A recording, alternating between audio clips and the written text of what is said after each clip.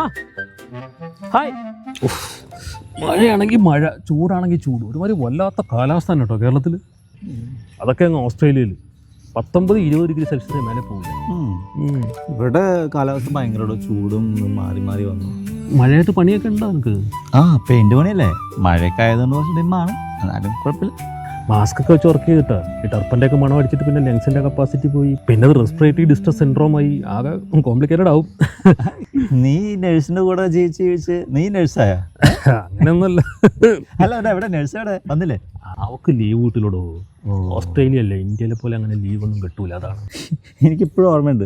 നീ പണ്ട് മണി ചെയ്ത് തുടങ്ങി, അതിൽ ആളെ ചെനക്കാൻ നടന്ന് പൊട്ടി പാളീസായി കേസായി നാടി. അതൊക്കെ ഒരു കാലം, ആകെ പൊളിഞ്ഞിട്ട്. ആ സമയത്താണ് ഈ കല്യാണ ബുദ്ധി വരണത്. സൂക്ഷം ഈ നേഴ്സിന്റെ ആലോചനയും വന്നു, അതും ഓസ്ട്രേലിയയിൽ. ഭാഗ്യം, എല്ലാവരും നിമിത്തം. ഇന്ത്യയിലെ കൊതു വല്ലാത്ത കടിയാട്ടോ, കടിച്ചിട്ട് ചുവന്നിട്ടേ. അതൊക്കെ ഓസ്ട്രേലിയയിലെ കൊതു, കടിച്ചിട്ട് പോകണം അറിയ പോലും ഇല്ല. Silent work. അവിടുത്തെ കടയിലൊന്നും കൊതുകിരി കിട്ടൂലല്ലോ, ഇത് കടിക്കണത് അറിയില്ലല്ലോ. ഇവിടെ കൊതുകടി മാത്രല്ല, പാമ്പ് കടിക്കും കുറവൊന്നുമില്ലടോ. പാമ്പുണ്ടല്ലേ?